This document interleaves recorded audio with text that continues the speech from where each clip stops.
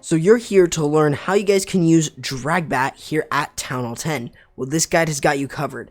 I use Dragbat at Town Hall 10, and I even used it at Town Hall 11, and again, it is one of the strongest attacks at Town Hall 10, so this is definitely something that you guys should learn here. Now, there are a few things to really think about with an attack strategy like this. For one, you want to take a look at where the air sweepers are, and you also want to take a look at where the splash is. Also, you want to take a look at the multi-infernos, or just the infernos in general. You want to see what mode they're on. If they're on single, then it's actually going to be fairly easy, but if they're on multi, then it is going to determine. So in terms of an example like this, one single, one multi, what do we do in this case? Well, if this one was a multi, it would have just offered a lot of value there, because we're already entering into the base from this side. Why is that? Well, if we take a look at the air sweepers, they are going to be we're going into the blind spot. That's really what I'm trying to say here. That's where they're pointing, and if we go straight through here, we're in their blind spot area, meaning that we don't have to worry about them as we enter in. However, this air sweeper will be a problem once we take this one out. But another thing to really consider is that we are going to be able to take out these splash buildings here. Now, that's a lot of value considering that you only have 4 wizard towers and 2 infernos at Town Hall 10. This means that you're already going to be getting a lot of good value from your Dragbat when you move into here. Now, how are we going to get rid of the other one from this side? Well, we're not bringing a ice golem, or we're not bringing a golem. Again, you can't get ice golems at Town Hall 10 until Town Hall 11, obviously. So the only best way to use something to tank for would be a golem. But in this case, we're not bringing a golem. And instead what we want to do is we want to use the king to set the funnel and also get rid of the wizard tower. And this also includes this opposite side where we can set the funnel. Then that gives us access to entering into the base with the dragons, loons, and stone slammer. So those are all really, really important things. If we take a look at what we're bringing in the spell composition, we even have a haste. The haste can be used with the loons to get them up to those defenses a little bit quicker. So you don't always have to bring more bats or a poison or another freeze. That's going to be up to you and whether or not you want to bring a poison, another freeze, or if you want to bring another bat spell. That's up to you. So in terms of this, what you want to start doing is set your funnel. You want to use the king on one side, queen on the other, or you may want to just use the Sui hero on one side and then have a dragon on the other side. If we take a look at it from here though, it maybe was a better choice to have the king there in order to set the funnel, just because there is a single target inferno there, and we're also not using the dragon from the other side because there is an air defense. So that is a good idea in terms of why the split heroes was chosen. Because if we're actually going to be setting the funnel here with a dragon, well, we're going to have to deal with that air defense somehow. So that was the big problem. Now, you are going to have to deal with the CC. However, dragons can deal with them fairly easily. So as everything starts to move in this way, you can start sending in your stone slammer, your loons as you start to move in, and also using your rage, so that then you can encompass as many of the dragons as possible, as well as the loons, in order to get value from this. And this will really allow you to get rid of a good chunk of that splash and a good chunk of the base. Once you've gotten rid of at least one multi-inferno, and also, if you, like in this example, as long as you've gotten the splash that you need, you're either going to drop it on one of 2 structures, the wizard tower or the multi-inferno. If the multi-inferno is still up, drop it on that. If there is a wizard tower, then drop it on that.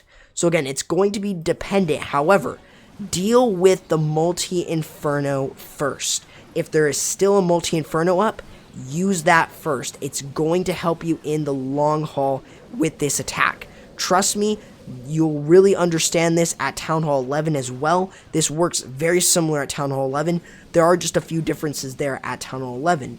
But specifically with this attack, You really want to try and get as much splash as possible, and that's a good example. Another thing is just to look at the air sweepers. That's another good base identification that can really determine whether or not a Dragbat is a good strategy to use on that specific base.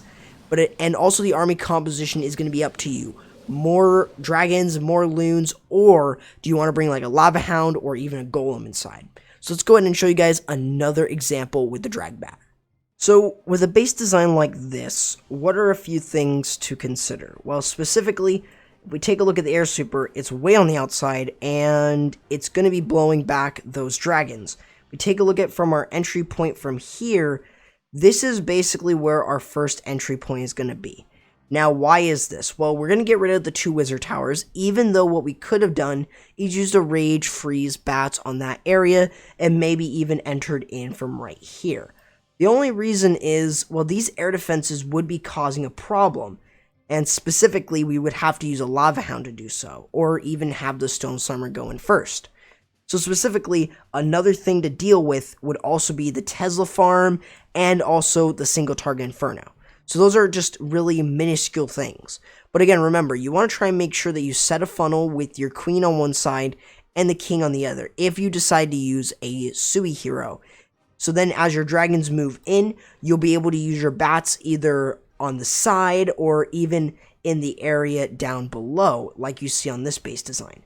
However, the dragons should be able to get right down here and also the loons, so that then they're already tanking for this area, meaning that the bats can just go in like this in a bat bomb in a way that you guys don't really expect a bat bomb to be on like that a Tesla farm that could even be right there, or even on the wizard tower.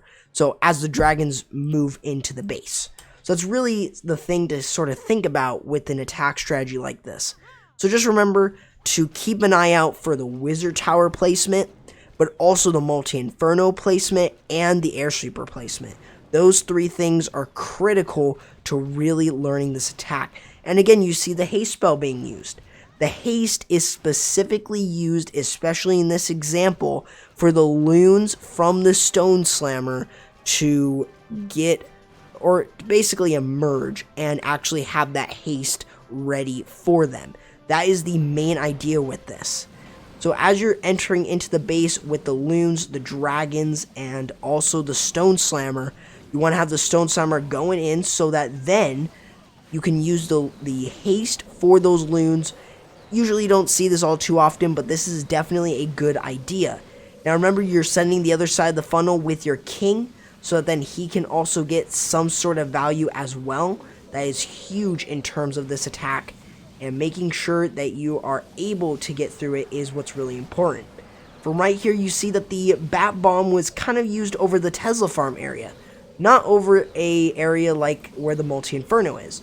But if we sort of take a look, the multi-inferno was taken out. This allows our bats to sort of overwhelm these other defenses, and we already got rid of a good chunk of the splash because how the dragons position themselves was moving like this. This only left the bats to clear this top side and start entering in with the bats. That is the idea of this attack. You really want to try and make sure that you can get as much value as possible from your dragons as you enter into the base. So again, it's going to be determined based upon, a few key things, so that then you can understand exactly where you want to enter in with your Dragbat. So let's go ahead and take a look at a final example with this attack. So if we take a look at this base design and we sort of take a look at where these air sweepers are pointing, they're pointing like this.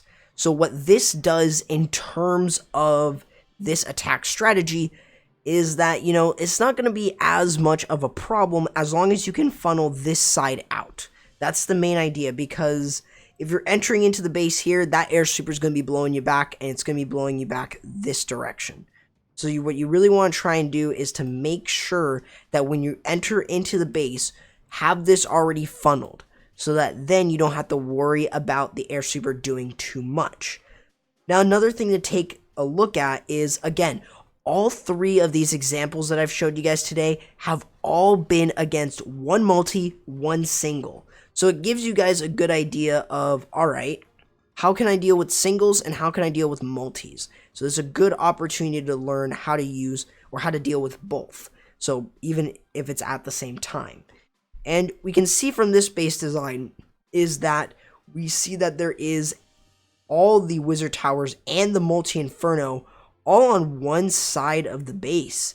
This is actually going to be fairly easy now to just use the dragons and get rid of that entire side. Now, what about the other side?